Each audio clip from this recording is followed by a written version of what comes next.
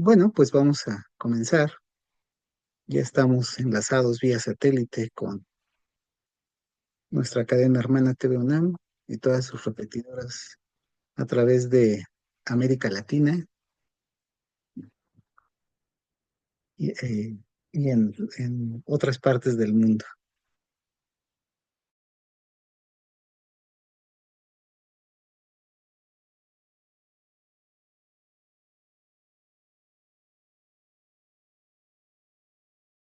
Denme un segundo.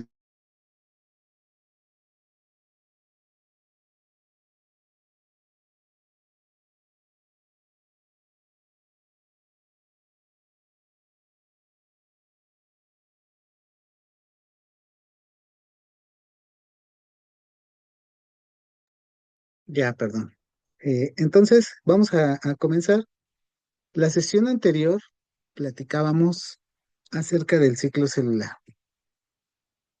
Igual, si hay dudas, pueden abrir su micrófono y preguntar con toda confianza. Los que no puedan abrir su micrófono pueden escribir en el chat. Como les decía, platicábamos sobre el ciclo celular. Revisamos que en el ciclo celular había tres fases, la fase G1, la S y la fase G2. Durante la fase G1, comentamos que en términos generales la célula crece, aumenta ciertos componentes y sobre todo la síntesis de proteínas. Sintetiza todas esas proteínas que van a ser necesarias, sobre todo para la replicación del DNA. Así es que transcribe y sintetiza las proteínas necesarias para la replicación. Posteriormente, en la fase S ocurre la replicación del DNA, se duplica el material genético y adicionalmente se forman algunos eh, factores que son las ciclinas que van a ayudar a preparar a la fase G2. Durante la fase G2, lo que va a suceder es que la célula continúa con la síntesis de muchos componentes moleculares y comienza a preparar a la célula, ahora sí ya, con el DNA replicado para llegar a la fase M o mitosis. ¿De acuerdo? Entonces, para llegar a la mitosis, la célula molecularmente está preparada, pero no significa que ya todo esté listo. En realidad, debe de dejar muchos preparativos para que la célula pueda dividirse adecuadamente. La replicación del DNA es indispensable para que cada célula hija herede la cantidad indispensable de material genético, valga la redundancia. Y la mitosis típicamente la dividimos en fases así como en los libros de secundaria y de la prepa que ustedes recordarán, la dividimos en varias etapas. Las dividimos porque es más fácil entenderlas didácticamente, pero no significa que sean fases aisladas, es una continuidad que sigue a la célula para que pueda llegar a la división celular, ¿correcto? Todo es continuo y todo lleva un proceso. Así que la célula, una vez que se prepara, que ha replicado el material genético, comienza a condensar la cromatina en una etapa que vamos a denominar profase. Y en libros, en diferentes libros, pues van a encontrar que a veces los autores dividen a la profase en varias etapas. Entonces puede ser profase temprana, muy temprana, tardía, intermedia, etcétera. En realidad se refiere a que la célula está tratando de condensar el material genético. Y ya que lo tiene completamente condensado, se va a ir hacia la metafase. La característica de la metafase, y es muy fácil que se la puedan aprender por ello, es que en la metafase los cromosomas están alineados hacia el centro, en el ecuador de la célula. Así que se alinean ahí, en esa posición, para poder repartir el DNA replicado, que está en forma de cromosomas y que se reparte en forma de cromátidas. Una vez que las cromátidas se reparten, llegamos a esa etapa que se llama anafase y posteriormente los cromosomas van a ser transformados en cromatina para que se reensamble el núcleo celular. ¿Se acuerdan cuando vimos núcleo celular que comentábamos eso? Se ensambla el núcleo celular y entonces ocurre la división de la célula. Entonces, en estas fases, una vez que el cromosoma comienza a descondensarse y que empieza a dar forma a dos células hijas, estamos hablando de una telofase, y posteriormente se da la citocinesis para generar dos células hijas. Em, Recordemos de manera también importante que una vez que la célula puede repartir el material genético, no solamente va a repartir el material genético, sino que también los organelos serán repartidos equitativamente o lo más equitativamente posible a las células hijas. Es decir, tanto retículo endoplásmico como aparato de Golgi, como lisosomas y todas estas estructuras que nosotros vimos al principio del semestre van a ser repartidas fielmente. Y si lo vemos así, bueno, pues ya diríamos, terminamos con la mitosis y acabamos de platicar. Pero no, en realidad el proceso es todavía más complejo de lo que lo estamos viendo aquí.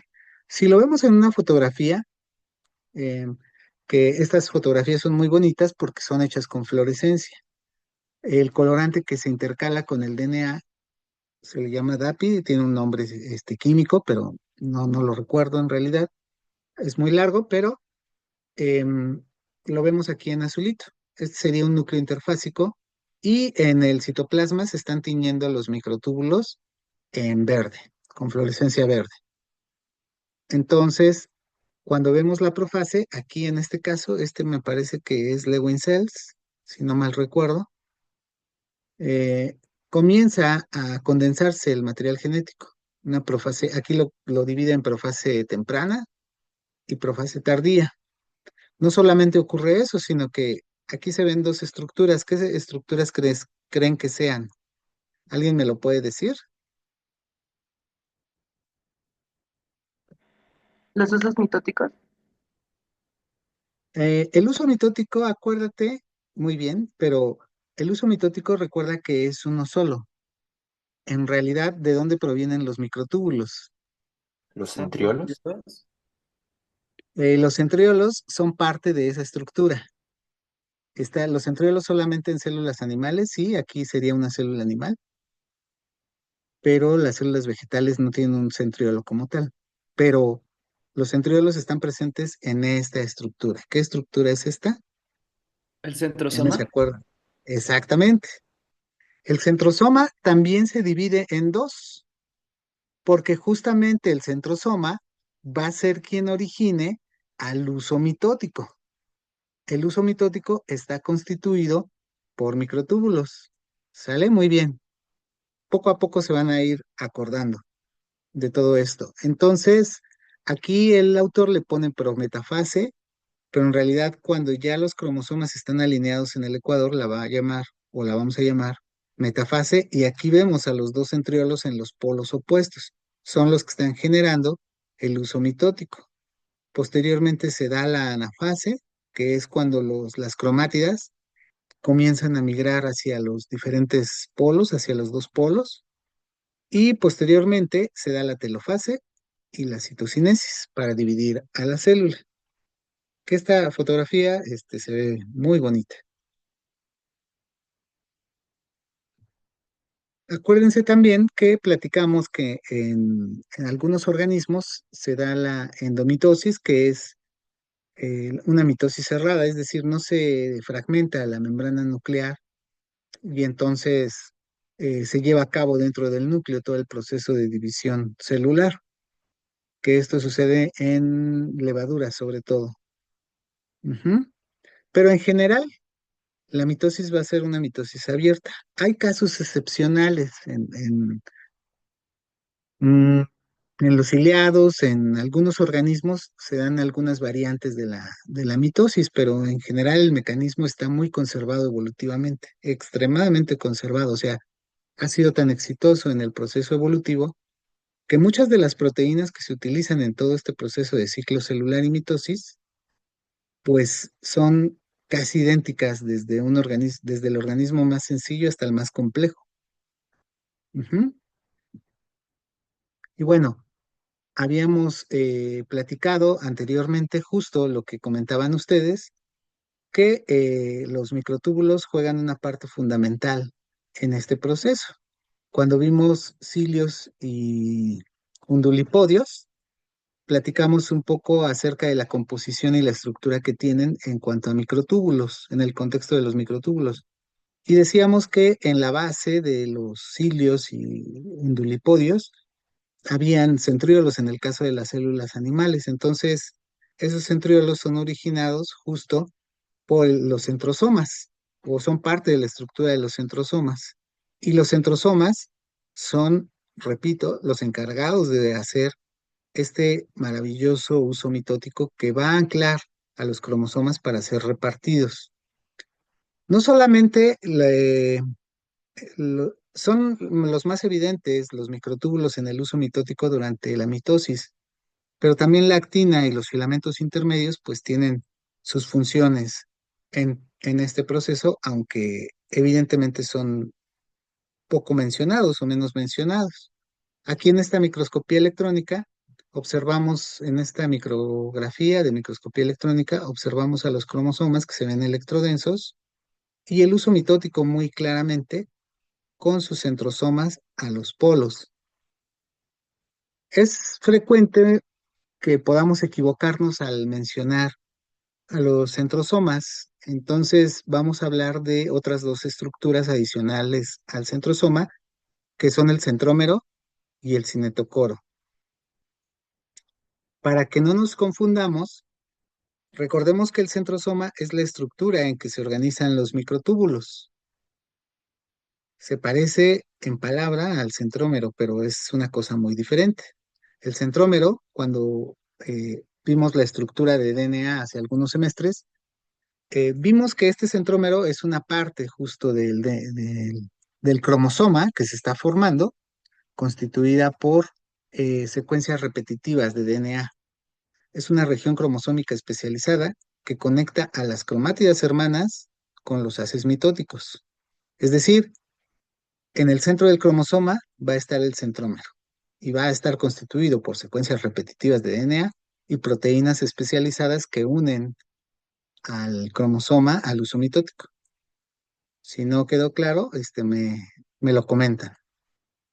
Y el cinetocoro, pues son las proteínas, bueno, yo les puse ahí en la definición, es una estructura especializada que consiste de ciertas proteínas unidas al centrómero y que facilitan su anclaje y movimiento a lo largo de los haces mitóticos. Entonces, ese es el cinetocoro, una estructura especializada constituida por proteínas que se unen a esta parte, al centrómero, y que permiten el enlace con el uso mitótico. Es decir, no es que se conecte directamente el uso mitótico a los cromosomas.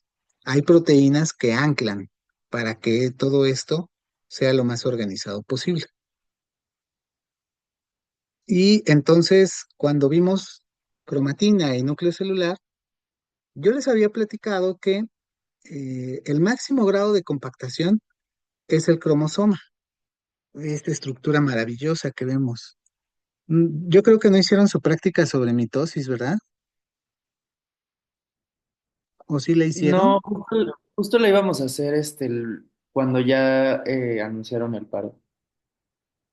Chispas, qué mala suerte. Pero bueno, si la hacen regresando, esperemos que sí. Es maravilloso cuando vemos los cromosomas formados ahí en nuestro tejido de cebolla. Pero ¿cómo se elabora un cromosoma? Hasta hace poco tiempo no se sabía exactamente. Lo que sí sabíamos es que el cromosoma, bueno, pues está constituido de toda la cromatina que se condensa y que tiene que condensarse gracias a los nucleosomas y otras estructuras que nosotros podemos tener en el núcleo. Pero hoy en día sabemos un poco más acerca de ello. Me voy a saltar estas porque aquí lo tengo. Lo dejé muy adelante el video.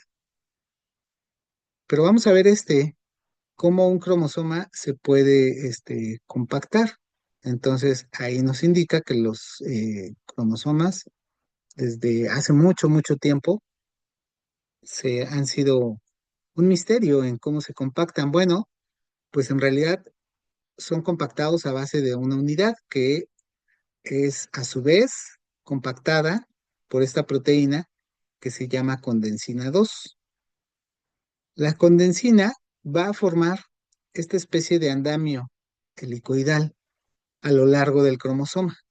Es una proteína que funciona como un anillito y entonces va a poder tomar fracciones de cromatina y anclarlas de manera que van a ir agregándose como si fuera una escalera a lo largo del eje de condensinas, ¿de acuerdo?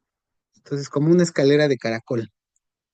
Ahí está el esqueleto de condensinas, condensinas 2 y otras condensinas, que es la condensina 1, va a tomar varias asas de este fragmento de cromatina y entonces las va a ir juntando. Por eso dice ahí anidadas, cromatinas anidadas. Ujú, ya lo vemos ahí. Toda vez que logra compactar esos fragmentos de cromatina, entonces ahora va a compactar otros, poniéndolos, y van a ir girando alrededor de esta estructura como si fuera, les decía, una escalera de caracol, compactando en un grado muy, muy notable a toda la estructura de DNA para que se formen los cromosomas. Entonces, esto es maravilloso. Hace poco se descubrió, no tiene mucho, que se supo cómo se compactaba toda esta estructura. Y entonces eso nos permite tener a los cromosomas como los conocemos. Es una organización muy alta la que hace que esto se forme. ¿Sale? Y evidentemente, para que estos cromosomas puedan ser repartidos en cromátidas, pues se tiene que formar el uso mitótico. El uso mitótico lo formamos a partir del centrosoma. El centrosoma se divide, se va hacia los polos y va a empezar a emanar los microtúbulos necesarios para poder organizar en el centro a los cromosomas. Bueno, esta me la voy a saltar. En casos experimentales, cuando nosotros quitamos un centrosoma, se ponen dos, pero experimentalmente podemos inhibir la duplicación de este centrómero y entonces se forma un uso monopolar. Y ya vemos ahí cómo se forma. Evidentemente estas células pues no son viables, pero hacen ese uso mitótico y los cromosomas se quedan unidos en esta parte. En condiciones normales, la célula tiene un checkpoint que verifica que todo esto sea correcto para que pueda avanzar a la siguiente etapa. Ahorita lo vamos a platicar. Entonces, dentro de la profase, tenemos la condensación de la cromatina y la podemos dividir en profase temprana, intermedia, tardía, etcétera. Pero es una sola. La profase implica la condensación del material genético, como lo vemos ahí. Llegaríamos hasta esa parte y entonces ahí en esa profase tardía comienza a fragmentarse no solamente la envoltura nuclear, sino también retículo endoplásmico y aparato de Golgi, para que se formen vesículas que puedan ser repartidas a las células hijas. Dentro de todo este andamio que forma la estructura del cromosoma, aquí lo vemos en esta micrografía electrónica muy bonita de Alberts, participan todas estas proteínas, sobre todo las proteínas SMC2, SMC4, las condensinas que ya les platicaba que no se conocían hasta hace poco tiempo, y toda esta estructura de proteínas es la que logra que todo esto se compacte adecuadamente. Y era lo que veíamos acá. En todo este proceso, para pasar hacia la mitosis, es muy importante que esté presente ese último complejo de ciclina CDK que vimos en la clase anterior. Si se acuerdan, durante la fase G2 se sintetiza un complejo muy importante que contiene a CDK, bueno, CDC2 les ponía yo ahí en las figuras, pero en vertebrados en general lo manejamos como CDK2 con ciclina B y que juntos van a constituir el factor promotor de la maduración. Ese factor promotor de la maduración que se forma en la fase G2 y que veíamos tiene que ser activado, justo se activa para que todo pueda seguir hacia la mitosis. Y es muy importante que suceda esto, porque si no, no procedemos y se queda en checkpoint 2 la célula. Aquí en Alberts, por ejemplo, esa ciclina B la manejan como ciclina M por la maduración, por la cuestión de la maduración. Es lo mismo. Si ustedes lo ven en los libros así, es lo mismo. Aquí esta es ciclina B también. Y aquí nos pone CDK1, pero es igual, son cuestiones un poco de nomenclatura nada más. Este sería el factor promotor de la maduración y es activado por Wi1. Entonces, bueno, más bien fosforilado, ¿no? Hay una fosforilación inhibitoria y una fosforilación que lo activa, ¿de acuerdo? Así que toda vez que CDC25 es fosforilada, puede quitar esta fosforilación y entonces el factor promotor de la maduración queda activo y a su vez puede inhibir a Wi1, que es quien podría encargarse de estarlo inhibiendo. Esto le llamamos un asa de retroalimentación o un feedback positivo. Y acá sucede también algo parecido, donde el mismo factor promotor de la maduración sigue fosforilando a CDC25 para que siga manteniendo activo este complejo. ¿Sí me entendieron? Necesitamos que esté activo siempre el factor promotor de la maduración. Y esto se logra gracias a esos mecanismos. ¿Por qué es tan importante que esté activo este factor promotor de la maduración? Ah, pues porque justamente va a regular muchas cosas. Aquí solamente les menciono algunas. Por ejemplo, va a permitir que la cromatina se condense. ¿Cómo lo hace? Pues justamente este factor promotor de la maduración es quien fosforila a las condensinas para que se activen. Ujú. Y entonces, una vez que las condensinas están fosforiladas, comienzan a formar el andamio que va a permitir enrollar toda la cromatina. Eso lo regula este complejo. Otra cosa que hace, y eso lo habíamos visto cuando vimos núcleo celular, es que fosforila laminas. Y las laminas son componentes de la lámina nuclear. Y la lámina nuclear es el componente que está debajo de la membrana nuclear y que conforma la estructura de la envoltura nuclear. ¿Correcto? Así es que eso lo platicábamos cuando vimos núcleo y les dije, anoten ahí en su cuaderno, porque se los voy a mencionar. Así que después de varias clases, sabemos ahora que la fosforilación de las laminas ocurre gracias a la actividad del factor promotor de la maduración. Eso hace que se desensamble el núcleo y que el material genético quede accesible, que la cromatina quede accesible. Ujú. Y no solamente la envoltura nuclear la fragmenta, sino también fragmenta el retículo endoplásmico y el aparato de Golgi a través de la fosforilación de una proteína que se llama GM130. También regula la formación del uso mitótico, provocando que se divida el centrosoma y que se dé la inestabilidad de los microtúbulos. ¿Sale? Todo eso hace, entre otras muchas cosas, el factor promotor de la maduración. Por eso es indispensable que esté activo en la fase de G2 para llevarnos hacia la mitosis. Y se encarga de regular muchos procesos. Aquí, por ejemplo, todos estos ocurren durante la profase. Todos estos ocurren en esa etapa de profase para llegar a la metafase. Entonces, cuando vimos núcleo celular, platicamos un poquito acerca de la fosforilación de las laminas y que esto fragmentaba la lámina nuclear y la envoltura nuclear. Ocurre gracias a esto.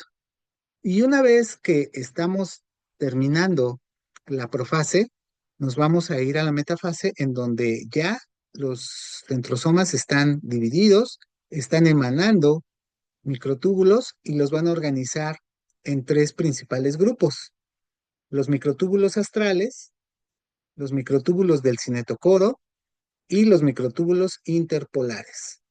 ¿De acuerdo? Cada tipo de microtúbulo con sus funciones específicas, como podemos ver en la figura de manera resumida. Ujú. Por ejemplo, los microtúbulos del cinetocoro, pues su nombre lo indica, van a reconocer o van a ser reconocidos por las proteínas del cinetocoro, que a su vez van a anclar a los cromosomas, y eso va a permitir alinearlos hacia el centro de la célula gracias a este procedimiento. Ujú. Aquí vemos algunas fotografías donde vemos el centrosoma con algunos centriolos, que los vemos aquí en corte transversal y longitudinal. Ujú. Entonces, ahí en esta fotografía muy bonita de Lewin Cells, em, tenemos los cromosomas ya alineados al ecuador, es decir, una metafase, los centrosomas en los polos, la formación del uso mitótico con los diferentes componentes, los microtúbulos del cinetocoro que veíamos acá, los microtúbulos astrales y los interpolares, que son los que no se unen al cinetocoro. Ujú. Y además en esta fotografía estamos viendo en rojo teñida a lactina, si no mal recuerdo, ¿correcto? Que son componentes de citoesqueleto. Y aquí al ladito vemos una célula interfásica donde vemos que la organización del citoesqueleto pues es muy diferente a la que sucede en esta célula en división. Evidentemente, para que esto funcione, necesitamos también de proteínas motoras. Recordemos que las cinesinas llevan hacia el extremo más y las dineínas hacia el extremo menos. En este caso no hay núcleo, por eso las dineínas no irían en dirección hacia el núcleo, sino hacia el extremo menos, ¿correcto? Todas estas proteínas motoras son necesarias para el mantenimiento de la estructura del uso mitótico y para llevar a los diferentes vesículas y componentes que se han fragmentado hacia los destinos necesarios. Ujú. Una vez que está lista la metafase, entonces podemos progresar hacia la anafase, pero en la metafase puede llegar a suceder que algún cromosoma no esté bien alineado, y eso sería desastroso porque es una gran cantidad de material genético que puede tener un destino equivocado. Ujú. Así es que durante la metafase va a estar monitoreando un grupo de proteínas que componen el checkpoint número 3 y que se llama complejo promotor de la anafase. Entre otras cosas, lo que detecta es la estructura del cinetocoro que vemos aquí en dibujito. Este sería el microtúbulo.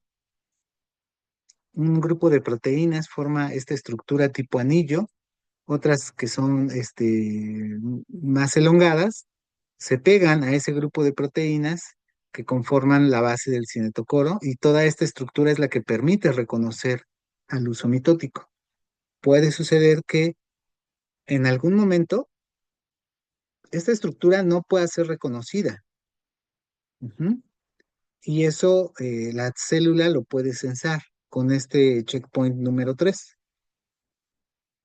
Aquí, por ejemplo, nos indica, siempre tiene que haber dos extremos, como lo vemos aquí. Uno del microtúbulo que procede del cinetocoro número 1, digamos, o el cinetocoro A, y otro que procede del cinetocoro B. Siempre debe de tener esta estructura para que se puedan separar las cromátidas. Si no sucede así, hay problemas. Puede suceder que se peguen de un solo lado, y eso, pues, evidentemente nos llevaría una carga genética irregular. Entonces, esto es inestable, esto es lo normal, y estas condiciones pueden suceder que se peguen dos microtúbulos a un mismo cinetocoro o un solo centrosoma reconozca a los dos mediante microtúbulos a las dos estructuras del cinetocoro. Entonces, esas situaciones no son adecuadas. Para eso se va a activar ese complejo promotor de la anafase para corregirlo. Una vez que pasamos entonces la metafase, si todo está bien, procedemos a la anafase, en donde el uso mitótico se acorta y arrastra a las cromátidas hermanas hacia polos opuestos. Esto reparte el material genético de una manera adecuada. Ujú. Entonces, el complejo promotor de la anafase funciona a través de varias proteínas, eh, y para que esto proceda, necesita también ir degradando otros componentes que ya no va a utilizar. Entonces, esos componentes, recordemos que son susceptibles de ser marcados con ubiquitinas, y esas ubiquitinas van a ayudar a marcar a las proteínas que ya no necesitamos para que se vayan al proteosoma y sean degradadas, ¿correcto? Eso en parte lo va a regular el complejo promotor de la anafase o checkpoint número 3. Entonces, es indispensable que una vez que la metafase se ha realizado, nos vayamos deshaciendo de lo que ya no necesitamos. Entonces, lo que ya no necesitamos en ese momento es justamente el factor promotor de la maduración. Ya reguló todo lo que tenía que hacer. Entonces, eh, el factor promotor de la maduración va a ser sensado por el complejo promotor de la anafase, que está constituido por un cierto grupo de proteínas.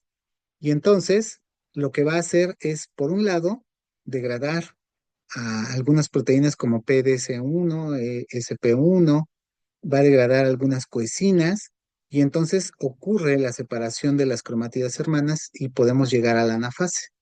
Por otro lado, esto es en cuanto a las proteínas que unen a las cromátidas. En cuanto al factor promotor de la maduración, pues simplemente lo inactiva. Acuérdense que esto es regulado por fosforilación o por inhibidores si fuera necesario, pero aquí no es el caso. Y entonces, una vez que esté inactivo el factor promotor de la maduración, gracias a la degradación de la ciclina B, la célula puede proseguir la mitosis y realizar la citocinesis, ¿correcto? Pero es indispensable que el factor promotor de la maduración quede inactivo. Y bueno, la separación de las cromátidas ocurre gracias a un grupo de proteínas que se llaman separasas. Ujú. Entonces, aquí tenemos nuestra cromatina en fase G2, factor promotor de la maduración.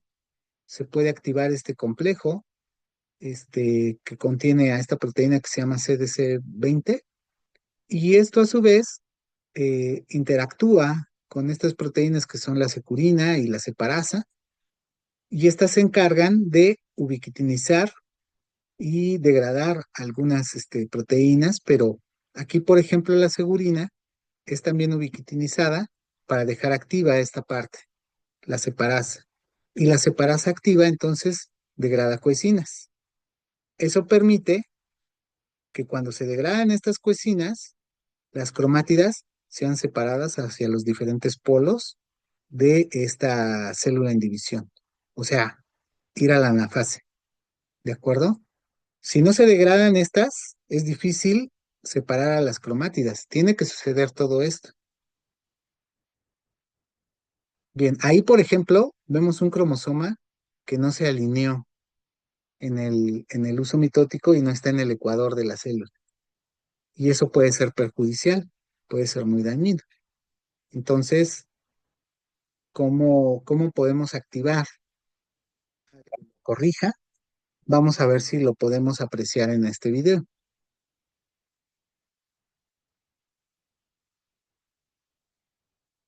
Se ve muy bonito ¿no creen? Vamos al interior de la célula, ahí están los centrosomas, haciendo la elongación de los microtúbulos. Se van a los polos de las células, se desensambla la membrana nuclear y los microtúbulos están reconociendo a las proteínas del cinetocoro. Actúan muchas otras proteínas, pero aquí lo vemos de forma pues, muy simple para que lo podamos entender. Una vez que se va elongando toda esta estructura del uso mitótico, esto va a permitir organizar a los cromosomas en el ecuador, pero ahí vemos un cromosoma que solamente se pegó a un solo polo del uso mitótico. Entonces, este complejo promotor de la anafase que contiene proteínas tipo MAD, de la familia MAD, se va organizando para corregir ese error. Entonces manda señales, algunas otras proteínas actúan y entonces los microtúbulos se pueden pegar adecuadamente. Si se activa este proceso, la célula no procede, aunque esté casi en la metafase, o prácticamente en la metafase, se queda en ese estadio hasta que se ha resuelto este problema. Si el problema se resuelve, entonces ya podemos seguir y como vemos aquí en la célula, las cromátidas se separan, ¿correcto? Es indispensable que esto suceda. Bueno, esto me lo voy a saltar. Ahí tenemos la anafase. Y posteriormente, ya casi para llegar a la telofase, ocurre que prácticamente las dos células hijas se comienza a reensamblar el núcleo celular y el resto de los organelos y queda esta estructura como una especie de cuello que vemos aquí. Esta estructura es la última parte que une, digamos, el último eslabón en el proceso de división celular y lo tenemos que resolver. ¿Cómo se separa eso? Ahorita lo checamos. Aquí, por ejemplo, en esta fotografía tenemos los centrosomas, el uso mitótico, los cromosomas y en rojo tenemos a los filamentos intermedios. Todo debe de estar muy organizado, pero aquí, para romper este cuellito, intervienen los filamentos de actina. Los filamentos de actina son los que se encargan de formar haces de actina en esta parte e irlo cerrando, de manera que va estrangulando esta parte para dividir a la célula en dos. Evidentemente, la actina no funciona solita, sino necesita proteínas motoras como la miosina. Entonces, para que ocurra ese corte, necesita la actina irse contrayendo y al final romper esa estructura. ¿De acuerdo? Aquí, por ejemplo, ya en prácticamente la citocinesis, lo último que queda es esta estructura que se llama el cuerpo medio. El cuerpo medio es ya prácticamente ese brote que se está estrangulando, la última unión que queda de la célula madre. Ujú. Y aquí lo vemos en microscopía electrónica. Prácticamente ya las dos células hijas están formadas y solamente queda esta porción que es separada gracias a la activación de los microfilamentos con sus proteínas motoras, específicamente miosina. Y ya que se logra romper esa estructura, nos quedan dos células hijas. En el caso de las células vegetales es un poquito diferente. El proceso, bueno, no diferente, sino tiene esta particularidad de que tiene la pared celular. Entonces, cuando la citocinesis está ocurriendo en las células vegetales, en el medio de las células, de la célula en división, se va formando una nueva pared celular que no es muy rígida y que va alargándose para que forme a las dos células hijas. Y sí, en células vegetales, pues cuando vemos la epidermis de cebolla, por ejemplo, se ven dos células que son más chiquitas que el resto de las células. Eso te puede dar un indicio de que ya ocurrió la división celular. Cuando ves células alargadas y de repente ves dos células chiquitas, quiere decir que muy probablemente ahí ocurrió la división celular. Ujú. En el caso del meristemo de cebolla, Las células en división están en el centro de la estructura de la raíz, que es lo que vemos en la práctica. Si ustedes siguen, hagan de cuenta que este es el meristemo, voy a prender mi video. Hagan de cuenta que este es el meristemo. Como tengo ahí el desenfoque, no se ve muy bien, pero este es el meristemo. Si lo ponemos así, entonces, donde vamos a tener las células en división no es en la periferia de esta raíz, sino en el centro. En la estructura que está hacia el centro, ahí es donde están la mayoría de las células que están proliferando. Cuando uno hace el corte de cebolla, debe de ser cuidadoso para que ese centro quede expuesto y ahí podamos encontrar las células en división celular. ¿Vale? Ahí se me cayó. Bien, entonces, aquí lo vemos, por ejemplo, esa estructura de pared celular que se va formando se llama fragmoplasto o se le llama fragmoplasto. Ujú. Y es bueno en células vegetales. ¿Esta por qué la puse? Déjenme ver.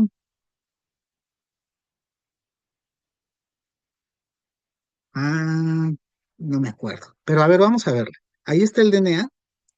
Muy bonita se ve esa animación de la doble hélice.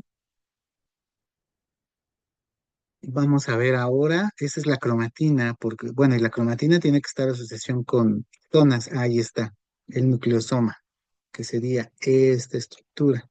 Y vemos hacia atrás más nucleosomas. Ahí está la cromatina. Esa posiblemente podría ser heterocromatina. Está compacta, digamos. ¿Ok? Entonces todo esto se encuentra dentro del núcleo celular. Ahí están las laminas, la lámina nuclear, el complejo del poro, la estructura del núcleo y el citoplasma con varios componentes de citoesqueleto. Ok, ahí vemos entonces a la célula, ahí nos dice el subtítulo, una célula mitótica. Es decir, la cromatina ya se está condensando. Ahí la vemos en metafase y posteriormente vamos a ver la metafase. No sé si dije metafase dos veces, pero bueno, ustedes me entienden. Después vamos a la anafase y ahí se separa. Ahora la telofase, ahí se forma el cuerpo medio. Y finalmente la citocinesis, donde están las dos células hijas. Ujú. Bueno, creo que tiene más, pero lo vamos a dejar ahí.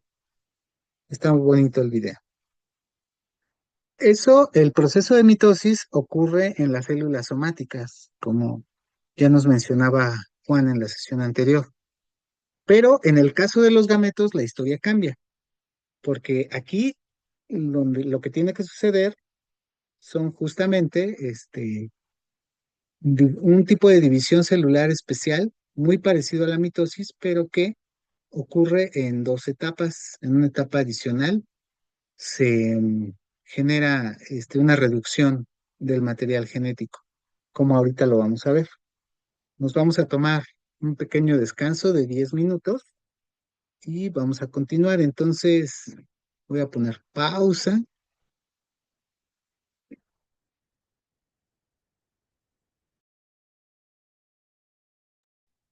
Bien, vamos a continuar nuevamente. Entonces, ahorita terminando la primera parte, les mencionaba que en el caso de la mitosis se realiza en células somáticas. En el caso de las células que van a permitir mantener la variabilidad genética, en el caso de los gametos, entonces va a suceder una variante de la mitosis que es la meiosis y que es el mecanismo evolutivo que nos ha permitido llegar hasta donde estamos, los sistemas biológicos, dado que permite, como les decía, que las células que proceden a este mecanismo tengan una amplia variabilidad genética y con ello una respuesta de adaptación a todos los ambientes posibles que han podido suceder en los últimos millones de años en la Tierra. Es un mecanismo conservado también evolutivamente y por ende un criterio unificador de la biología. La meiosis entonces tiene estas particularidades. En el caso de los animales, bueno, también en células vegetales y muchos organismos sucede fecundación a través de gametos.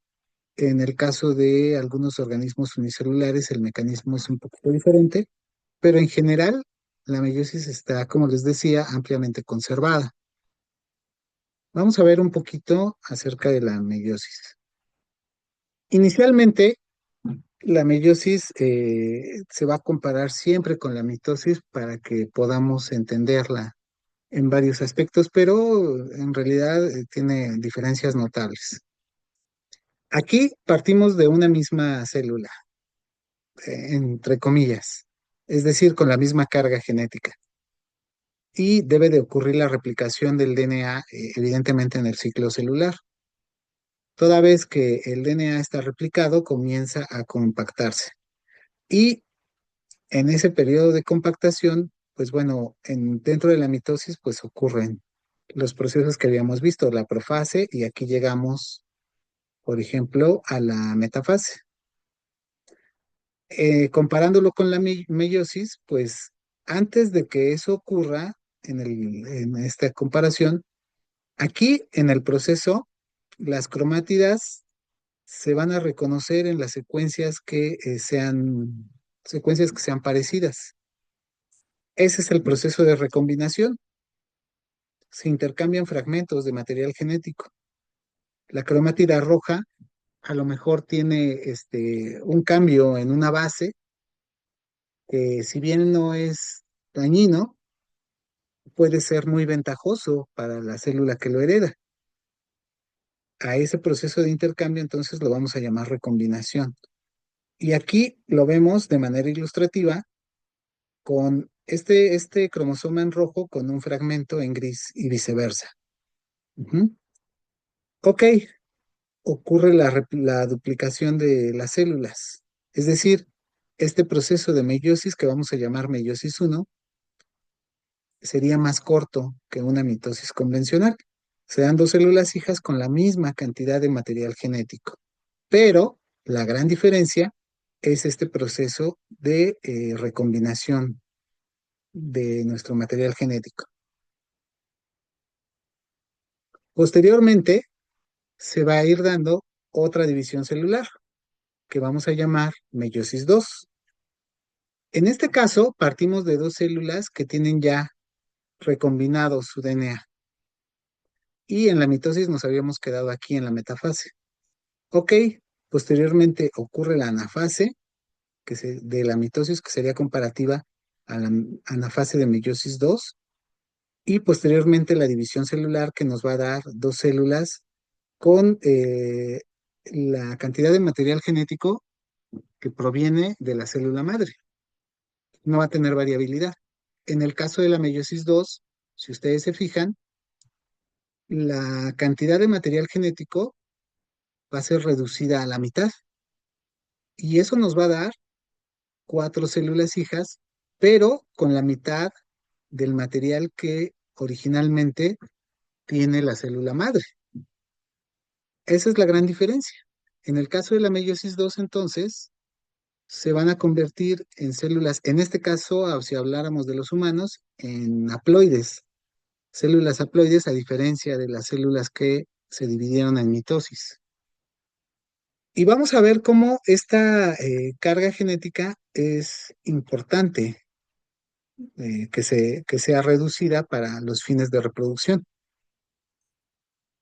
Entonces yo les puse aquí, la diferencia con una célula diploide normal radica en las dos copias de DNA, de cada cromosoma, etcétera, ¿no?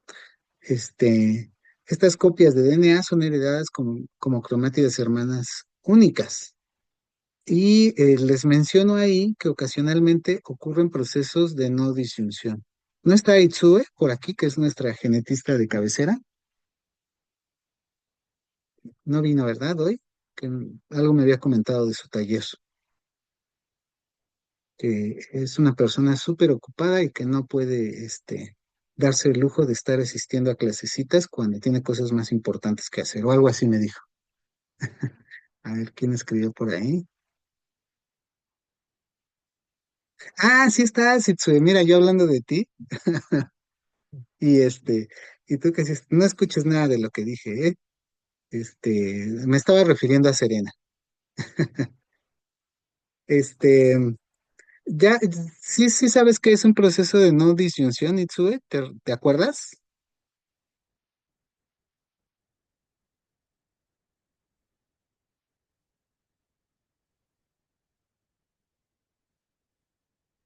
Ok, fíjense bien, entonces lo vamos a ver acá. Híjole, ya ves, Itsue, yo que estoy hablando bien de ti, y ya me quedaste mal. Ok, ahorita lo checamos. ¿Qué es un proceso de no disyunción? Entonces, aquí yo les anoto. Un ser humano puede producir 2 a la 23 gametos. Es decir, si hacemos la operación son 8.4 por 10 a la 6. Es decir, 8.400.000 gametos genéticamente diferentes. Y hay más variación por este entrecruzamiento cromosómico. Es decir, una gran cantidad de células diferentes genéticamente por este proceso de la recombinación. Y obviamente en vegetales, por ejemplo, la variabilidad aumenta cuando las células se vuelven poliploides. En el caso de los animales, la poliploidía es difícil. Ya lo verán cuando lleven genética. Entonces, ¿cómo es esto? Bueno, aquí, por ejemplo, que tenemos 3 juegos de cromosomas que están ustedes observando ahí.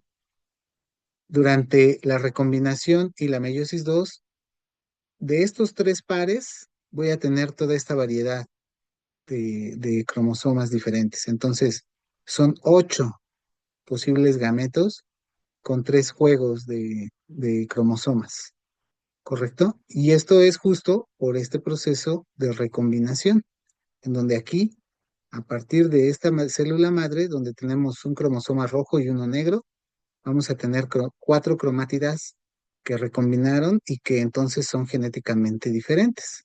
Eso da pie a la variabilidad genética, justamente, que es muy importante. Entonces, cada individuo, inclusive las cebras que las vemos igualitas, pues tienen sus diferencias. Ay, perdón, es que tomé un poquito de agua. ¿Cómo sucede este proceso de recombinación? Se forma a través de estas estructuras que se llaman quiasma en singular y quiasmata en plural porque está en latín. Ujú. Entonces, cuando las vemos así. En microscopía electrónica esta se ve fantástica, ¿no? Que es de Alberts. En donde vemos esta parte y esta parte. Si lo vemos ilustrativamente, aquí vemos los quiasmata que están recombinando. Bueno, aquí también, en esta parte, o sea, son 3 entre 4 cromosomas, bueno, entre 4 cromátidas. ¿Sale? Eso es muy importante. Y entonces, ese proceso de recombinación va a hacer que la profase de la meiosis 1 sea muy larga, muy, muy larga, y que se divida en varias etapas. Estas etapas van a ser el leptóteno, cigóteno, paquíteno, diplóteno y diacinesis, ¿correcto? Entonces, durante todo estas etapas se divide así como les decía, es continua, pero se divide para fines didácticos, pero es una etapa bastante larga en la maduración de los gametos, sobre todo en vertebrados. Ujú. Y si lo vemos aquí, déjenme quitar mi letrerito que tengo acá. Ok. Entonces, tenemos, evidentemente, al venir de diferentes gametos, este, la información genética proviene de 2 progenitores en su mayoría, no siempre, pero proviene de padre y de madre, ¿no? Digamos, de los progenitores. Entonces, aquí vamos a ver una cromátida hermana paterna y una materna. Es decir, cuatro, ¿no? Bueno, un cromosoma más bien, y la cromátida uno, la 2, la 3 y la 4. Posteriormente, vamos a avanzar, esta sería la interfase, vamos a avanzar hacia el leptóteno, que es donde se comienza a preparar la célula. En el cigóteno comienza a haber unión entre ambas partes. Y en el paquíteno es donde va a suceder todo este proceso de recombinación. Ujú. Ya posteriormente seguimos hacia la diacinesis, donde comienza el desensamble una vez que se recombinó el material genético y podemos proceder al resto de la meiosis. Ujú. La etapa donde ocurre la recombinación es el paquíteno. Eso es muy importante que ustedes lo tengan en cuenta. Bien, entonces ahí en esa etapa del paquíteno intervienen una gran cantidad de proteínas. Ya aquí en esta de Alberts es muy sencilla, no nos vamos a complicar con nombres. Están estas proteínas que se llaman filamentos transversos y estas azulitas que forman anillitos que son parecidas a las que vimos en el video de la mitosis, que se llaman cuecinas, son de la misma familia. Y otras varias proteínas que intervienen aquí. Entonces nosotros lo vemos de manera somera. Ujú. En la meiosis es importante hacer notar que esta reducción en el material genético tiene una nomenclatura que seguramente cuando estén en genética se las van a preguntar. Y esto es, ¿recuerdan cuando les platiqué acerca de, ay, se me fue el nombre? En MOL 1 vimos, la paradoja de valor C. ¿Se acuerdan de la paradoja de valor C? ¿Qué era el valor C? Se los pregunté también cuando revisamos núcleo, a ver si alguien se acuerda. ¿Qué es el valor C? ¿Alguien me lo puede decir?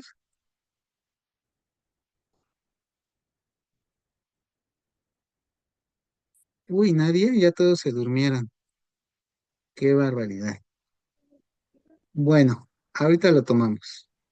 Entonces, acuérdense que van a haber enzimas que degraden a las coecinas. Esas son enzimas tipo separasas. Son las encargadas de degradar a las proteínas que están uniendo a las cromátidas para que éstas se puedan separar cuando ocurre la anafase, tanto en mitosis como en la meiosis, en anafase uno y anafase 2, ¿correcto? Y por esta razón es que las células reproductivas, los ovocitos, pues se van preparando durante la vida, sobre todo en vertebrados es donde está más estudiado. Las hembras nacen con una gran cantidad de ovocitos. Estos ovocitos son preparados uno por uno cada cierto periodo de tiempo. Durante ese periodo de tiempo van a realizar la meiosis uno, que es mucho, muy larga, en donde tenemos leptóteno, cigóteno, paquíteno y diploteno y diacinesis. Y posteriormente van a madurar para ser fecundados, pero en general no terminan la meiosis 2. Hasta que son fecundados, los ovocitos, es que terminan la meiosis 2, ¿de acuerdo? Y bueno, pues es algo extraordinario. Pero mientras tanto, espero me estén escuchando bien porque dice aquí que mi conexión es inestable. Si no me escuchan, me dicen, por favor.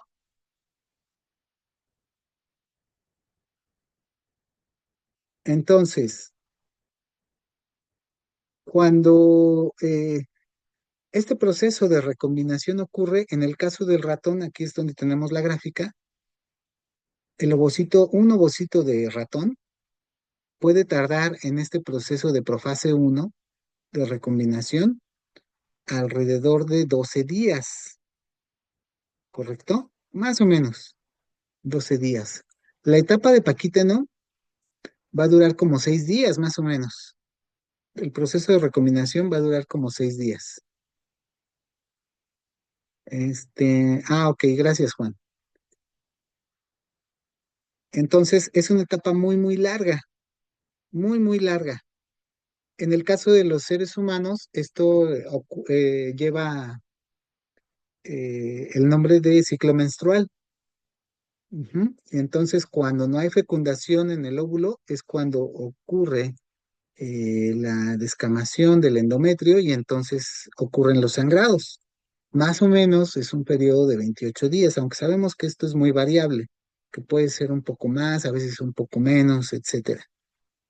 Y como cada ovocito va siendo madurado, ya se nace con cierto número de ovocitos y cada ovocito va siendo madurado cada 28 días, cuando llegamos a edades avanzadas, los ovocitos, a pesar de que todavía están ahí dispuestos para ser fecundados, para prepararse y posteriormente ser fecundados, pues ya tienen un tiempo de vida muy largo y entonces son más susceptibles de cometer errores a la hora de la fecundación o en el proceso de metafase, de meiosis 2, de meiosis uno y el complemento de meiosis 2.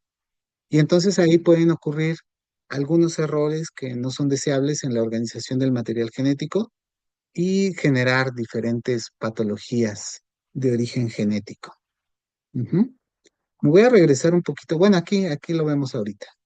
Entonces, a grandes rasgos, algunas pequeñas diferencias. Evidentemente, en la mitosis hay dos células hijas, en meiosis hay cuatro. En el caso de los humanos, se generan dos células diploides igual a la madre, a la célula madre, a la célula que las origina, quiero decir. Y en el caso de la meiosis hay reducción del material genético. Este, Evidentemente solo hay una fase de síntesis, de replicación del DNA en ambos casos. Las cromátidas están recombinadas, en el caso de la meiosis, se recombinan en meiosis uno, que es lo que vemos aquí en los puntos 4 y 5. Este, bueno, hay segregación igual, ¿no? En ambos casos, no nos vamos a detener en esto, pero la segregación ocurre con las cromátidas recombinadas, ¿sale? Y bueno, una es en células eh, somáticas y otra en gametos. Ahora, yo les decía que ocurre un proceso de reducción del material genético. Entonces, no es que de diploides se vuelvan a haploides, no necesariamente, sino más bien tiene que ver con la carga genética, que es el valor C justamente. Entonces, cuando ustedes estén en genética, seguramente les van a preguntar esta parte y es adecuado que lo tengan siempre presente. Fíjense bien, tenemos una célula que sería 2C, no 2N, lo vamos a tomar como 2C, ¿correcto? En este caso, cuando se replica el DNA, vamos a tener la cantidad de DNA va a ser 4 veces. Si aquí teníamos 2C, ahora va a ser 4C, ¿correcto? Y se va a mantener así hasta que ocurra la meiosis uno, en donde nuevamente se van a volver 2C cada una de las células hijas. Y ya en la meiosis 2, este valor 2C se va a convertir ahora en C, ¿correcto? Es decir, va a ser el valor haploide. Entonces, esta van a contener la cantidad C, la más básica. Y eso nos va a originar células con contenido haploide, ¿de acuerdo? En el caso de los seres humanos, pero en general para los animales siempre lo vamos a manejar como un valor C, que aquí va de 2 a 4, luego nuevamente a 2 y luego a C, a 1C. ¿Correcto? ¿Todos me entendieron eso? ¿O me regreso?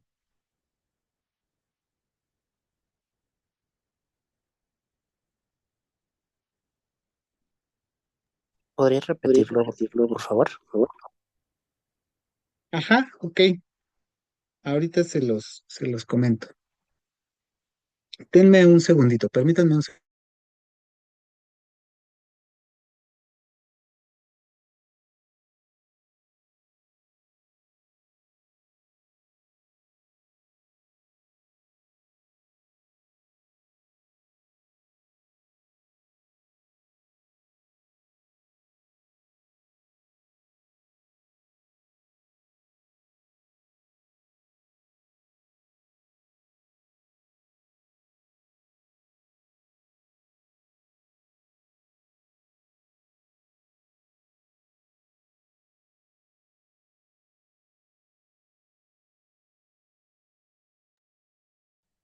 Perdón, es que me escribió alguien.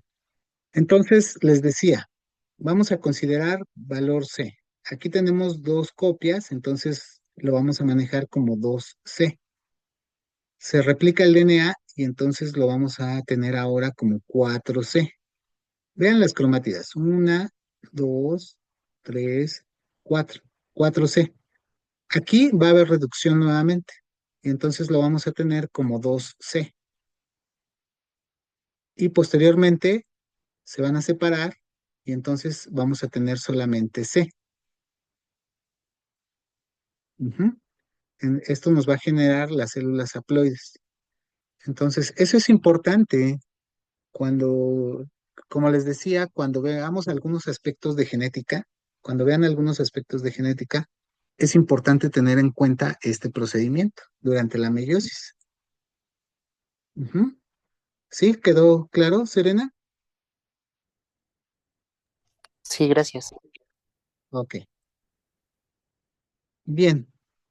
Entonces, evidentemente, como les decía, cuando ocurre la meiosis en la maduración de los ovocitos, pues es cada cierto tiempo.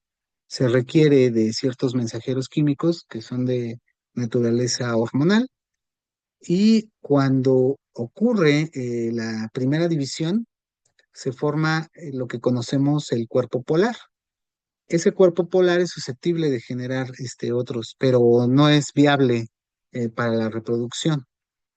El citoplasma que contiene el ovocito también contiene una gran cantidad de factores que van a permitir la viabilidad en la fecundación. Ujú. Bueno, entonces, cuando algunas cuestiones de esto fallan, las células pueden comenzar a proliferar desmedidamente y entonces pueden dar origen a lo que conocemos primero como tumores, y esos tumores, si siguen creciendo desmedidamente y rompen el equilibrio del tejido, van a dar origen a una patología que se conoce como cáncer. Ujú. Entonces, según la Organización Mundial de la Salud, este término es genérico para un grupo de enfermedades, como les escribí ahí, caracterizadas por el crecimiento anormal de células que pueden invadir partes del cuerpo adyacentes o dispersarse a otros órganos. Y a estos los vamos a llamar neoplasias. Puede suceder en cualquier parte del cuerpo e involucra muchos complejos moleculares, ¿sale? Una causa de muerte muy alta por esta razón. Entonces, brevemente, en las etapas de formación de células tumorales van a suceder algunas cosas que lo que fundamentalmente hacen es dañar al material genético. Hay muchos químicos que les llaman teratógenos o mutagénicos que van a producir daños en el DNA y que entonces al romperse el equilibrio y la estructura del DNA, si esto se propaga, si ocurre la división celular y los mecanismos de reparación de ADN no funcionan adecuadamente, se puede propagar ese daño al DNA. Entonces, puede que en esas etapas todavía estas células puedan ser eliminadas mediante otros mecanismos, pero si el daño se propaga, entonces va a haber una promoción y posteriormente una progresión para formar estas células neoplásicas y que van a proliferar desmedidamente. Ujú. ¿Qué daños pueden ocurrir? Bueno, acuérdense que hay, me lo voy a, no sé dónde la dejé, pero hay varias proteínas que regulan el ciclo celular que pueden ser dañadas, ya sea por mutaciones o por agentes químicos, y que pueden dejarlas no funcionales, propiciando la replicación desmedida y generando células tumorales. Ujú. Entonces, aquí brevemente lo que les mencionaba, una célula puede tener un daño en el DNA, luego se van realizando algunas mutaciones y posteriormente, si esta célula mantiene esas mutaciones y prolifera, las puede propagar. Es cuando se forman primero las células tumorales y posteriormente ya se forma un tumor propiamente o el cáncer ya, porque rompe el equilibrio del tejido en el que está creciendo, de manera que muchas de las funciones fisiológicas no se pueden realizar debido a la interrupción por estas células anormales. Las células neoplásicas pueden crecer desmedidamente y algunas veces pueden haber barreras como matriz extracelular, algún tipo de matriz extracelular que las estén rodeando. Eso hace que, a pesar de que estén proliferando, no salgan de ese sitio. Y entonces esto se puede detectar, se puede extraer y no hay gran problema. El problema es cuando estas barreras se rompen, son degradadas por las células tumorales y salen de ese sitio para migrar a otros sitios nuevos. Entonces ahí el cáncer se vuelve invasivo. Ujú. Y esto puede llevar a que se alojen en otros órganos, lo cual es muy peligroso y pues prácticamente es letal. Cuando las células tumorales son originadas por células de origen epitelial, se les llama adenocarcinomas. Cuando son originadas de células mesenquimatosas, tipo fibroblasto, se les llama sarcomas. Ujú. Y bueno, hay muchos tipos de cáncer originados en diferentes órganos. Este, tenemos, por ejemplo, el cáncer pulmonar, el cáncer de mama, los que están originados del sistema digestivo, el del hígado, etcétera. Hay muchos tipos, ¿no? Hoy en día, por ejemplo, el cáncer de piel también está súper exacerbado en su índice ¿cómo se dice?, de detección. Y el cáncer de piel, por ejemplo, viene de todas estas anomalías que han sucedido en la atmósfera, en donde hemos perdido ozono, hay mucha radiación ultravioleta y otros tipos de radiación que provienen del sol. Entonces, asolearse ya en estas épocas ya no es tan adecuado como antes lo era. De manera que estas radiaciones retan mucho a nuestras células en la piel. Lo adecuado es utilizar bloqueador, por ejemplo, en esos casos, ¿no? Aquí el número de nuevos casos y número de muertes debido a estas situaciones, o sea, es mucha. Las células tumorales, como van creciendo desmedidamente en un solo sitio, comienzan a tener restricciones, de manera que, si ustedes se dan cuenta, estas porciones de tejido no están vascularizadas. Y al no estar vascularizadas, pues las células no tienen nutrientes que las puedan proveer de oxígeno y de justo de algunos elementos orgánicos que ellas necesitan. Por esa razón es que estas células, sobre todo las que se quedan hacia el centro, comienzan a realizar muy predominantemente el metabolismo de la glucólisis, es decir, una respiración anaeróbica. Y entonces consumen, es decir, forman, quiero decir, muy poco ATP, pero la glicólisis está exacerbada en esas células, de manera que mantienen la cantidad energética y los nutrientes necesarios para poder estar realizando este procedimiento y seguir proliferando desmedidamente.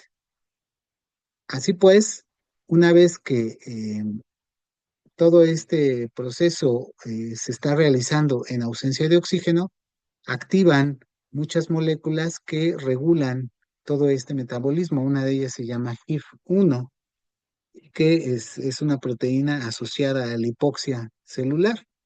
Ujú.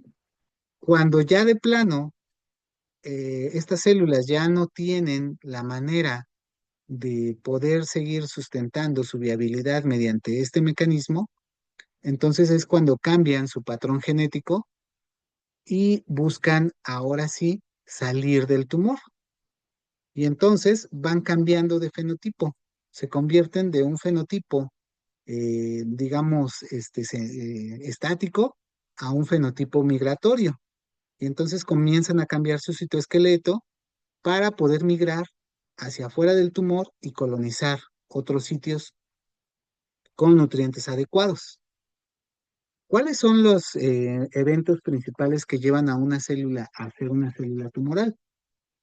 Bueno, evidentemente un desequilibrio en el ciclo celular, pero que está acompañado por la producción de moléculas que la hacen resistente a la muerte celular programada, a la apoptosis. No pueden ir a muerte, no pueden ir a apoptosis porque sintetizan moléculas que les permiten resistir ese proceso, que les permitan evadirlo. Como no tienen nutrientes, tienen la capacidad de formar nuevos vasos sanguíneos, un proceso que se conoce como angiogénesis. Ellas lo pueden provocar, es decir, replican de manera desmedida y eso les lleva a entre comillas, la inmortalidad, a menos que nosotros les pongamos un reto realmente fuerte, lo cual es muy difícil. Como buscan nutrientes y estar manteniendo su viabilidad, pues pueden transformar en fenotipos que denominamos invasores, los cuales son fenotipos migratorios. Buscan los capilares y posteriormente ya en los capilares se van hacia otros órganos, un proceso que se conoce como metástasis. Eh, Pueden también evitar las señales, los mensajeros químicos que inhiben el crecimiento. Lo pueden hacer porque tienen ya programada en su genética toda esa maquinaria para evitar los supresores del crecimiento. Y mantienen señales, mensajeros químicos que les permiten estar proliferando continuamente. Entonces, esto se debe en gran medida a que proteínas que están involucradas en la regulación del ciclo celular están dañadas. Y esas proteínas dañadas pueden ser debido a una mutación o una alteración en su estructura. Así que muchos de estos supresores, justo se les llama así, genes supresores tumorales o genes supresores de tumores. Algunos platicamos en la semana pasada. Uno de ellos es P16 o RB. Otro muy importante es P53. Algunos inhibidores del ciclo celular, como los miembros de la familia INK4. Algunos que participan dentro de la mitocondria regulando la viabilidad como BCL2 o NM23 y así varios, ¿no? Este RCA2 que está en el núcleo, este que participa en el citoplasma, en la organización del citoesqueleto, etcétera. Todas estas proteínas regulan la proliferación celular. Si fallan en algún momento en sus funciones, la célula lo puede aprovechar y entonces irse a una proliferación desmedida. Entonces, hay otro grupo de proteínas, estas son supresores tumorales, los genes supresores tumorales. Hay otras que se les conoce como proto-oncogenes y oncogenes porque son proteínas que favorecen el ciclo celular. Cuando estas están sobreexpresadas, o están, o cuando los supresores tumorales fallan y no pueden inactivar estas, entonces estas ejercen sus funciones de manera desmedida, por eso se les llama oncogenes o protooncogenes. Algunas de ellas son, por ejemplo, HER2, que está muy ampliamente expresada en cáncer de mama, la ciclina D1, que está en estos, otra proteína que se llama RAS, que tiene que ver con la proliferación, con las señales al interior de la proliferación celular, beta-catenina, que está involucrada en el arreglo de actina, RAF, que también está involucrada en las señales al interior de proliferación, etcétera. Estos son protoncogenes y oncogenes. Estos favorecen el ciclo celular y cuando hay alteración en sus funciones, pues generan un ciclo celular desmedido. ¿Sale? Entonces, esta me la voy a saltar, esta también. ¿Cómo es el proceso de metástasis? Bueno, vamos a imaginar que tenemos aquí un grupo de células que están proliferando desmedidamente Inicialmente una de ellas, su ciclo celular se alteró y entonces posteriormente las otras lo heredaron, lograron sortear a los inhibidores del ciclo celular y se convirtieron en células tumorales. Esas células tumorales provocaron, por su proliferación desmedida, un tumor. Ese tumor es el que da origen al cáncer. Cuando no hay los recursos suficientes para que se mantengan ahí, entonces comienzan a migrar. El proceso de migración implica que la célula va a sintetizar, primero va a romper uniones celulares, posteriormente va a degradar a la matriz extracelular mediante proteasas. Pueden ser metaloproteinasas de matriz, serinproteasas, proteínas que se llaman ADAM, etcétera. Degrada el tejido conjuntivo y después, como cuando sucedía en el rolling del leucocito, logra romper las uniones celulares del endotelio y llegar al torrente sanguíneo. En el torrente sanguíneo, la célula va a viajar hasta que logre anclarse en otro tejido y posteriormente degradar las uniones celulares, migrar degradando matriz extracelular en tejido conjuntivo y establecerse en un sitio que tenga los requerimientos adecuados para que ahí comiencen a proliferar y formar nuevos vasos sanguíneos. Todo este proceso se le conoce como metástasis. Y cuando está en esta etapa un tipo de cáncer, pues todavía se puede curar. Cuando ya hay migración y está aquí, y está acá, y está acá, y acá, ya es muy difícil poder revertirlo. Entonces, por eso es necesaria la detección temprana para poder establecer terapias que permitan erradicar ese cáncer antes de que logre migrar a otro sitio. Y por muy extraño que parezca, las células tumorales ya tienen definido a dónde van a ir si logran hacer la metástasis, porque envían mensajeros químicos que están ilustrados aquí con estas bolitas verdes y amarillas, y esos mensajeros químicos van a llegar a un sitio, se van a establecer en un sitio que se llama el nicho premetastásico. Esos mensajeros químicos logran modificar algunas de las células que están ahí presentes, reclutar algunas células del sistema inmune para que hagan ahí también una especie de nido. Las células que se van a transformar van a sintetizar matriz extracelular adecuada y entonces eso va a formar el nicho que es donde se van a alojar las células metastásicas. Todo esto hace que las células tumorales sean células súper increíbles. Desafortunadamente, para el perjuicio del organismo donde se llegan a manifestar, ¿correcto? Eh, Esto hace que evadan muchos mecanismos, inclusive las células inmunes muchas veces no las pueden detectar debido a toda la maquinaria que ellas sintetizan y todos los mecanismos de evasión que logran hacer. Pero es increíble que eso suceda. Aquí, por ejemplo, vemos un cambio en este es músculo liso. Son células de músculo liso que rodean generalmente los vasos sanguíneos y son las que hacen posible que el vaso sanguíneo, conjunto con fibras elásticas, hacen posible que el vaso sanguíneo cambie de calibre. Si lo ven aquí en el video, ay, no se prendió. Ya. Pueden hacer las células musculares, pueden hacer el cambio cerrando el vaso o abriéndolo. Ellas regulan el calibre de los vasos sanguíneos, ¿de acuerdo?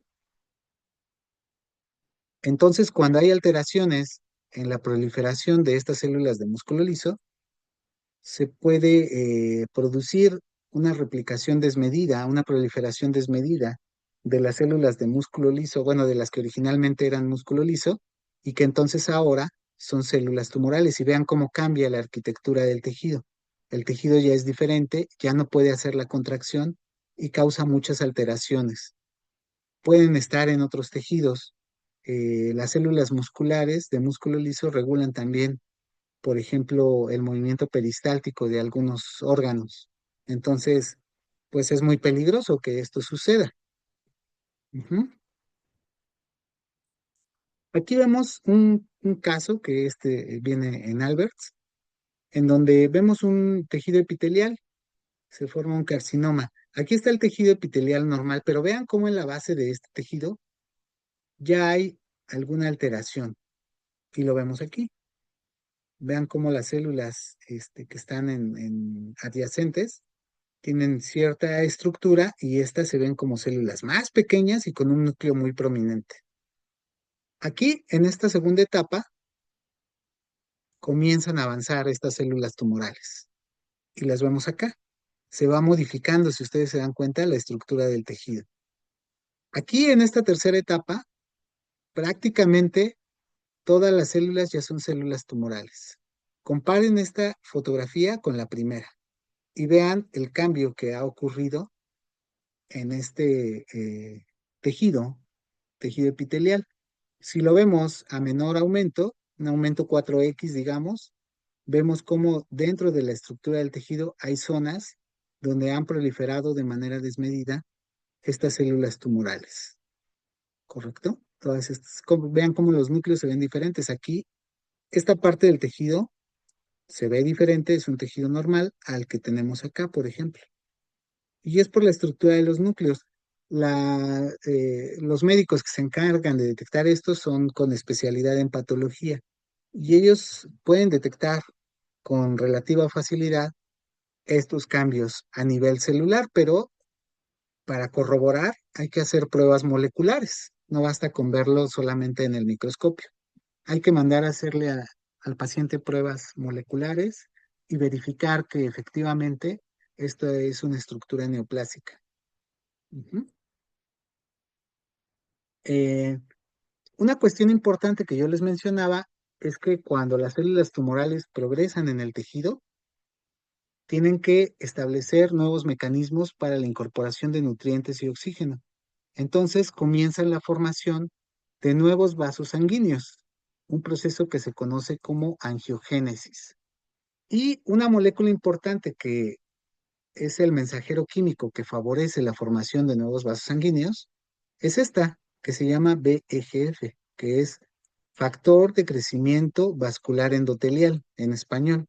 Estas son las siglas en inglés, pero es el factor de crecimiento vascular endotelial, que es el que se encarga de sintetizar nuevos vasos sanguíneos. Esto lo hace a partir de vasos sanguíneos existentes y lo que hace es formar ramificaciones de esos vasos sanguíneos existentes para que puedan nutrir a las células tumorales, ¿de acuerdo?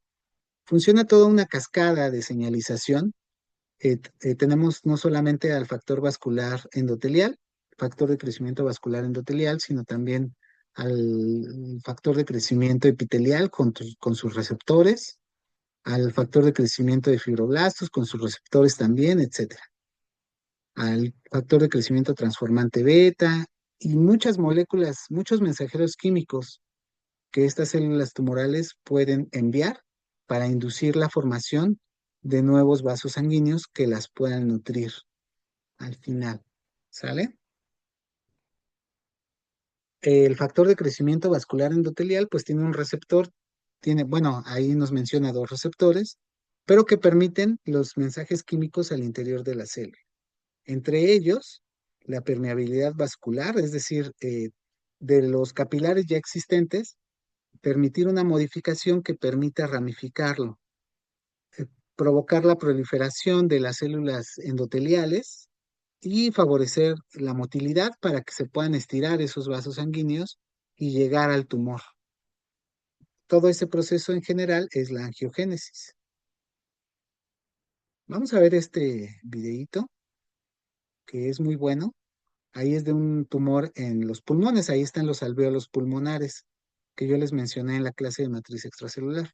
Ahí está, ahí están las células tumorales y que elaboran una serie de enzimas que degradan matriz extracelular, las metaloproteinasas de matriz extracelular o MMPs, que son estas amarillitas que vemos ahí.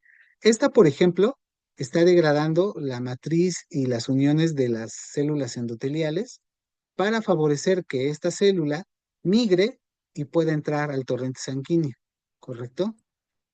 Algunos mensajeros químicos son inhibidos, se corta la matriz extracelular y esos fragmentos de matriz extracelular también pueden promover la proliferación y algunos otros efectos que favorecen a la ampliación de este tumor, ¿correcto? Dentro del lugar donde se va a alojar las células metastásicas están los nichos y activan células del sistema inmune, pueden activar su proliferación, etcétera, ¿correcto? Entonces, ese efecto de angiogénesis es generado con toda una maquinaria que sintetizan las células tumorales de manera muy efectiva. Una técnica muy utilizada es el Papa Nicolau. El Papa Nicolau es la tinción de células epiteliales del endometrio de el útero en las mujeres. Así pues, no sé si hicieron su práctica de el corpúsculo de Barr, donde toman un raspado bucal y lo ven al microscopio. Si la hicieron y si ustedes notaron, las células epiteliales, las células de su epitelio bucal se ven de esta misma forma. Son células muy grandes con un citoplasma muy amplio y un núcleo muy chiquito.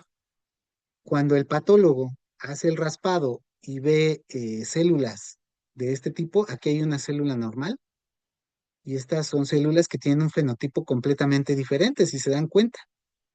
Y entonces, al tener ese fenotipo diferente, pues el patólogo puede sospechar fuertemente que hay una alteración, una neoplasia.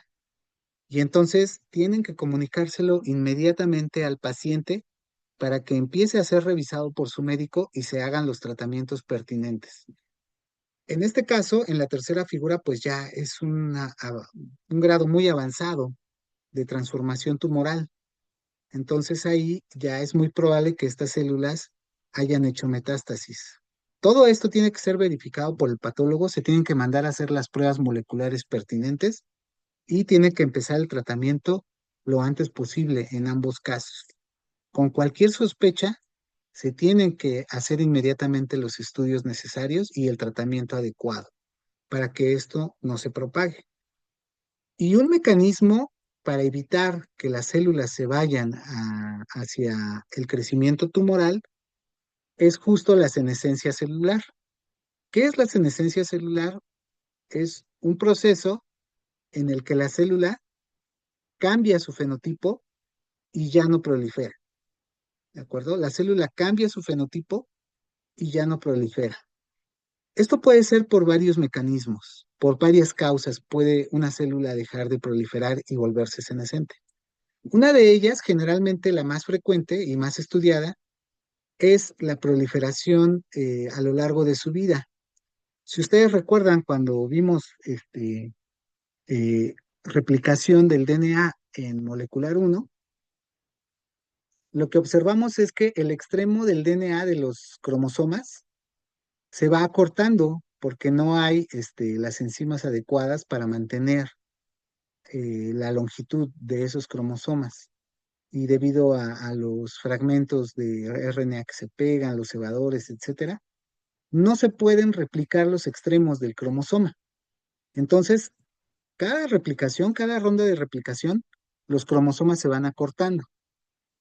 Como esos cromosomas se acortan, se vuelven cada vez más chiquitos hasta que llegan en un punto que ya no pueden estar más pequeños y la célula deja de proliferar. Ese es un estadio senescente por acortamiento de telómeros. Entonces, por eso se le dice así, telómeros disfuncionales. El acortamiento de los telómeros llega a un punto en el que se evita que la célula vuelva a proliferar.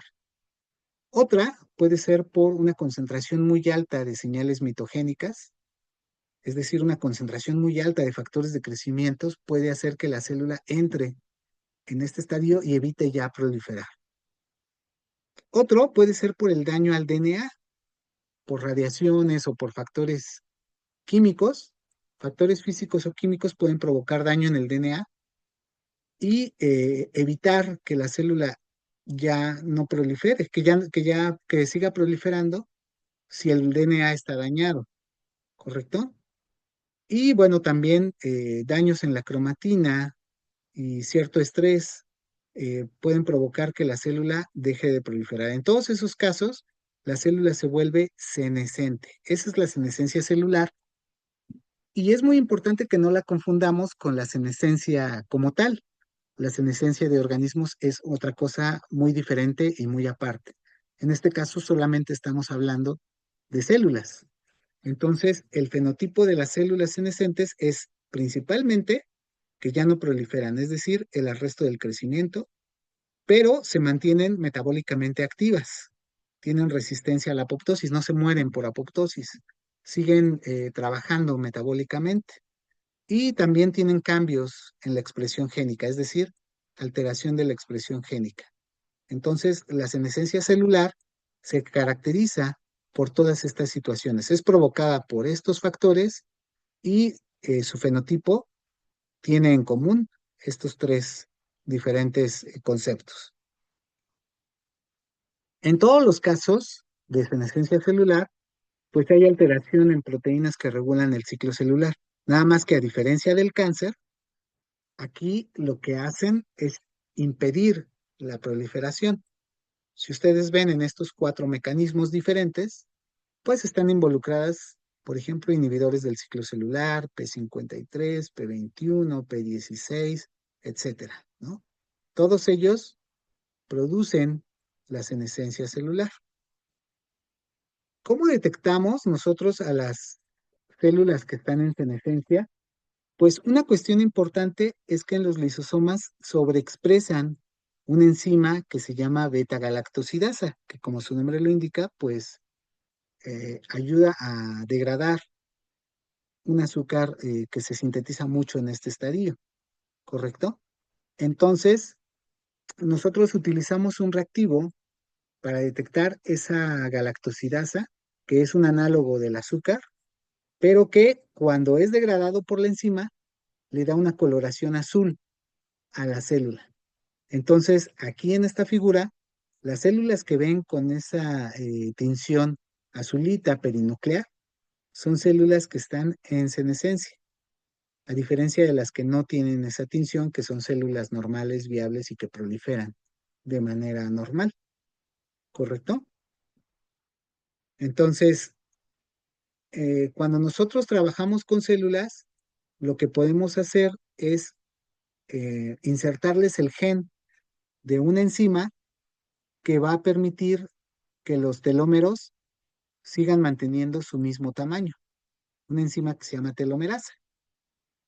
Si no lo hacemos, la célula se va a la senescencia convencional, pero si logramos sobreexpresar esa enzima que va a permitir la síntesis de los extremos del telómero, de los cromosomas, entonces lo que vamos a hacer es producir una célula inmortalizada. Cuando ustedes, si llegan a trabajar con cultivos celulares en el laboratorio,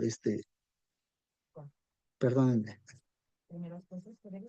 algo activó aquí la bocina y por eso escuchan ruido.